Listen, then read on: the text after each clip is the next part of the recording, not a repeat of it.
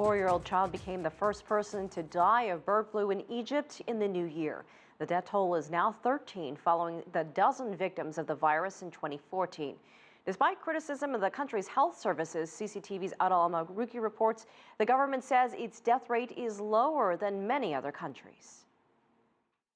Egypt announced the death of the 4-year-old girl from the H5N1 avian flu virus on the first day of 2015.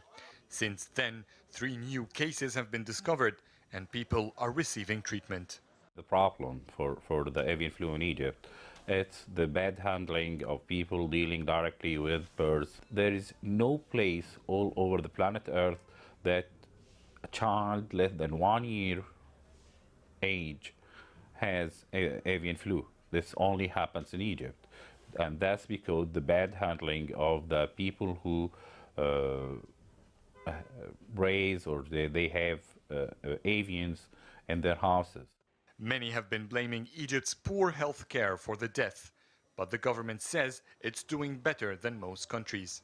The international records say, according to the WHO, that the death rate because of the avian flu is more than 60%. Still in Egypt, we have a percentage like 40-something.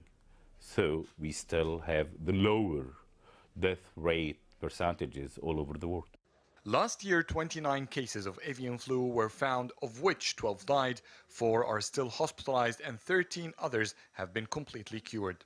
Most of these cases were from poor rural areas. About 88% of rural houses in Egypt raise birds. Since the first outbreak of the virus in Egypt in 2006, the government has continuously tried to limit breeding and the slaughtering of birds at homes.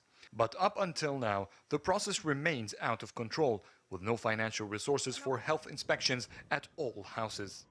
The government has identified 2 main challenges for its avian flu fight. Early detection could decrease the death from the virus, and proper breeding of birds in houses could decrease the infection.